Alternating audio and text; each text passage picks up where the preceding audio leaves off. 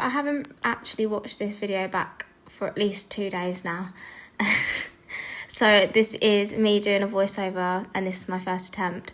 So the first fence, he jumped it quite well. I'd have liked him a little bit higher in the air, but that's me being critical. He landed on a lovely rhythm, and this was quite a plain oxer going downhill, and I have had a fence down that was in a similar position on him 2 years ago, so I was really aware of that. I was also aware that a lot of ponies slip through that corner there. And then I opened him up a little bit to this oxer. It was the first decent fence going uphill, and I actually knew the photographer was there, so I thought I'd best do a smiley face. And he got his change there, coming to this double, and this double looked really plain and really easy, but actually caused a lot of carnage, especially as the jumps got smaller, which is very rare.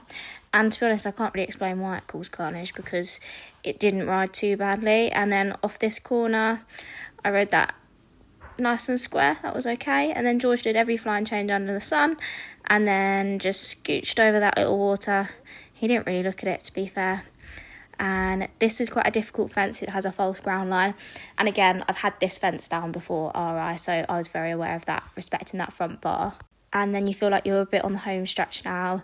You're 4 from home, and both of these were bullfinch type fences. This one had a knockable pole on the back, and then the next one isn't knockable, and actually it wasn't as thick as they normally are. George didn't even flinch, to be fair. And then got the change, and this double I'd have liked him to have tried a tiny bit harder, because he tapped both sides, both parts, but they stayed up, so that's the main point. And got his flying changes, and the only reason I can say that he touched both parts that double was probably because it was the 2 bullfinches before, so he was feeling a bit like, oh, it doesn't really matter. And then the last fence was the black water tray.